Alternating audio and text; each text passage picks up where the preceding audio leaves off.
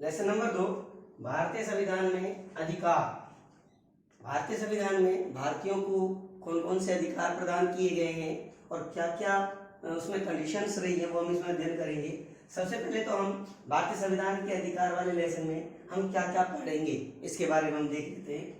मौलिक अधिकार, हम सबको मालूम है कि हमें भारतीय संविधान ने मौलिक अधिकार प्रदान किए हैं। तो मौलिक अधिकार कौन कौन से हैं, क्या उनमें कोई संशोधन हुआ या कितने हैं या कोई कम रह गए, उसके बारे में अध्ययन होगा। दूसरा है सुरक्षा, कि मौलिक अधिकारों की सुरक्षा के लिए सरकार ने क्या किया है, क्या प्रबंध किया है कि मौलिक अधिकार हमारे सुरक्षित रहें और हम उनको अपने हितों को उसमें सुरक्षित रख सकें।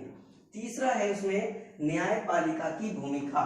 न्यायपालिका की भूमिका की हम बात करें कि मौलिक अधिकारों का क्षेत्र बहुत विस्तृत है और उन अधिकारों से दूसरे के अधिकारों पर कोई चोट ना पहुंचे, कोई भी व्यक्ति दूसरे के अधिकारों का हनन नहीं करे, कोई भी संस्था, कोई भी न्यायपालिका के अलावा कोई भी जितनी भी संस्थाएं हैं, जितने भी रेफरेंसेस व्यक्ति हैं, वो उनके अधिकारों का हनन नहीं करें, उनके अधिकारों को क्षति ना पहुंचाएं। इसके लिए भारतीय संविधान ने एक स्वतंत्र और निष्पक्ष न्यायपालिका की स्थापना की है और इस संबंध में न्यायपालिका की भूमिका बहुत अहम हो जाती है। इसके अलावा हमारे संविधान में मौलिक अधिकारों के साथ साथ नीति निर्देशक तत्व भी शामिल हैं। तो मौलिक अधिकार, जैसे कि हम इस वर्ड से ही पता लगा रहे हैं, अधिकार, राइट से ही हमारे अधिकार है, लेकिन संविधान अधिकारों के साथ साथ कर्तव्यों को भी डिफाइन करता है और कर्तव्यों के साथ साथ नीति निर्देशक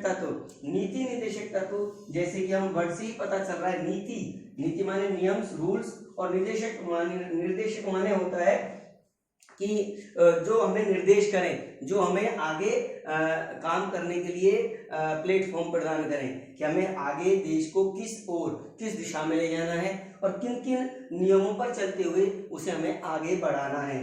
तो मौलिक अधिकार और नीति निर्देशक तत्व में अंतर क्या है, ये भी हम इस लेसन में पढ़ेंगे। इस लेसन में इन चीजों के बारे में हम चर्चा करेंगे। इसके पश्चात इस लेसन जो अधिकारों की हम बात करें तो बच्चों, अधिकारों का जो प्रारंभ है वो कोई एकाएक नहीं हुआ। अधिकारों का प्रारंभ हमारे 1928 में एक मोतीलाल नेहरू समिति थी जिसने अधिकारों का घोषणा पत्र जारी किया था। अधिकारों के घोषणा पत्र में हमारे भारतीय लोगों के लिए अधिकारों का प्रावधान था, अधिकारों की व्यवस्थाएं थी कि कौन कौन से अधिकार हमें प्राप्त होने चाहिए, कौन कौन से अधिकार हमें मिलने चाहिए, इन सब की उसमें घोषणा की, लेकिन वो लागू नहीं हो पाया, ये एक अलग मसला है। लेकिन भारत में स्वतंत्रता के समय से ही ये सब चीजें चल रही थी और भारत में इन अधिकारों को लेकर समय समय पर आंदोलन और चर्चाएं चलती रही। और जब भारतीय संविधान की हम चर्चा करें तो भारतीय संविधान जब आया तो संविधान समिति जब बनाई गई तो बाकायदा संविधान में अधिकारों के लिए विशेष समिति का निर्माण किया गया और उस समिति ने उन अधिकारों पर विशेष गहन चर्चा की, जिसमें हमने विभिन्न देशों की इन चीजों का अध्ययन किया और उसके पश्चात हमने इन अधिकारों का अपने यहाँ पर समावेश किया।